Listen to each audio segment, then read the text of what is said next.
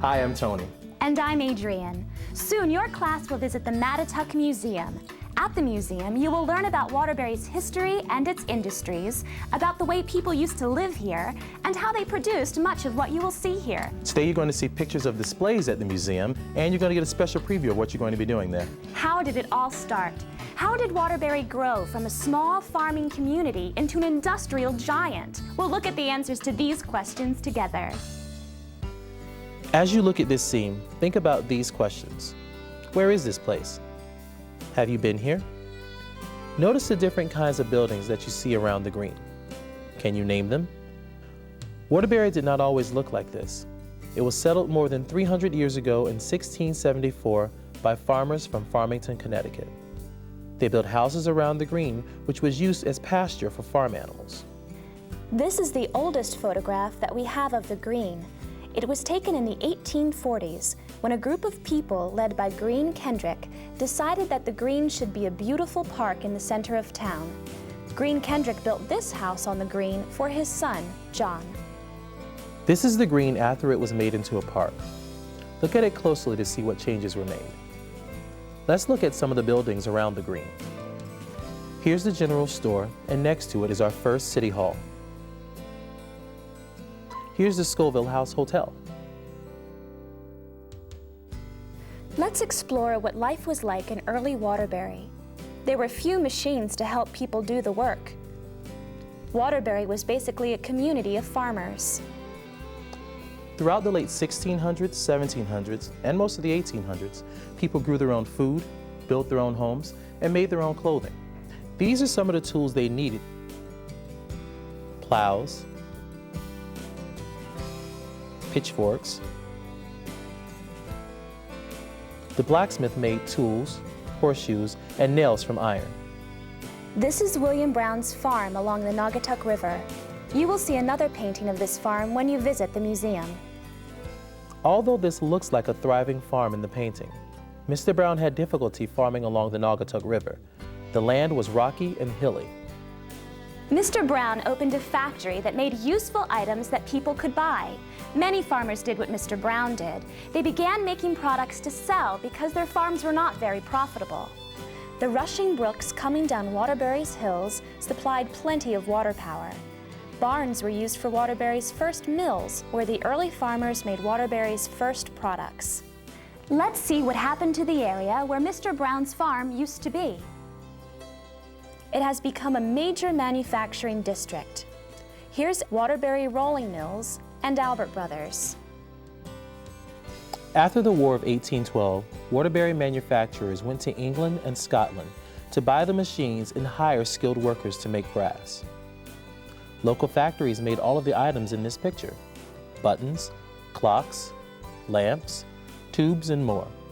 Many products were made out of brass. They were sold throughout the country and the world. That's why people used to say, "Waterbury touches the world." You probably know Waterbury's nickname is the Brass City. Brass is a metal that looks a lot like gold but is less expensive. How is brass made? Brass is made when two metals are melted together, copper and zinc, in these pots called crucibles. Waterbury produced photographic equipment, cutlery, bombshells, kerosene lamps, clocks, buckles, and pens. These products were sold all over the world. Inventors developed the products and the machines to make them. Men like Eli Terry, who invented the shelf clock, and Hiram Hayden, who invented a machine to spin brass into buckets. Charles Goodyear, who made rubber useful for boots, mats, and many household products.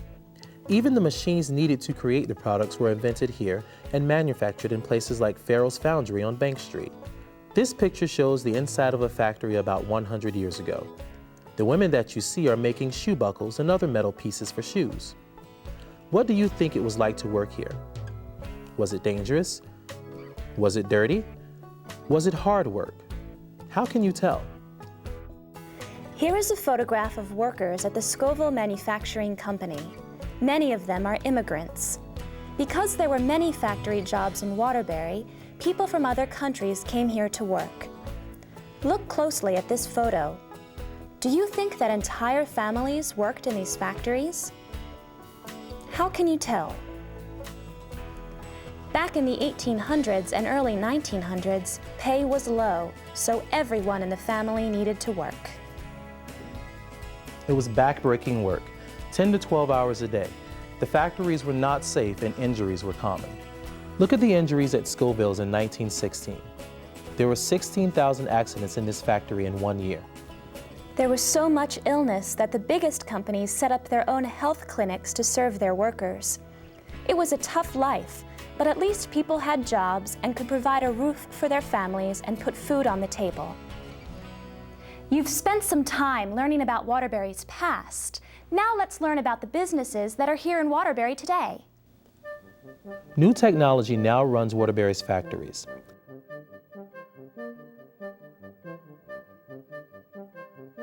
Safety devices protect workers running machines, and many of them are run by computer. Today's factory is modern, clean, and efficient, and workers are skilled and paid well. Progress has brought many changes.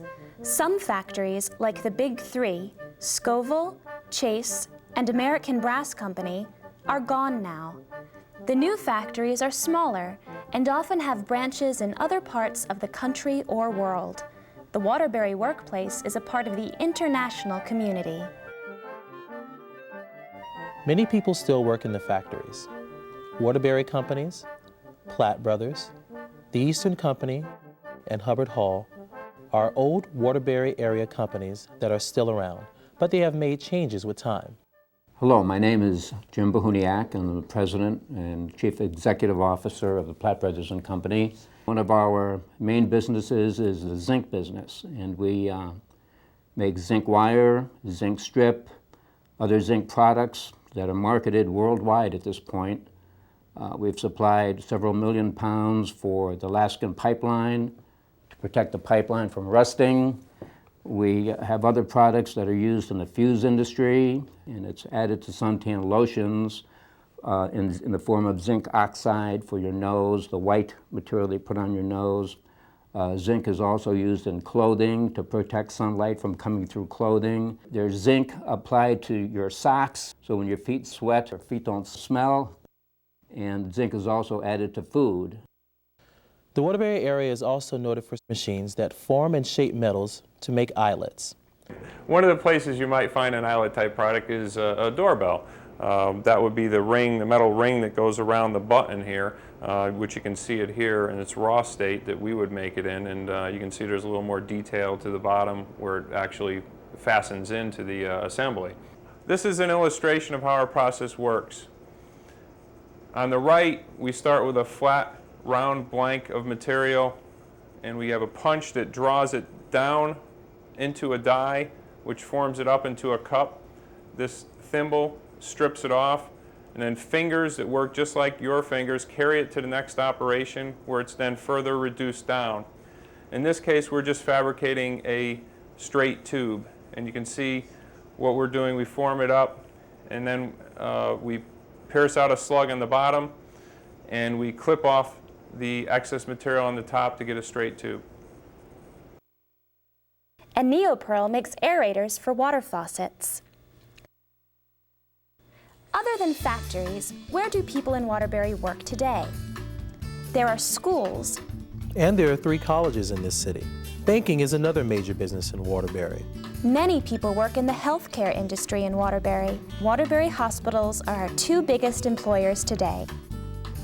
Many people work in cultural institutions in the city, like the Palace Theater, the Mattituck Museum, and the Silas Bronson Library.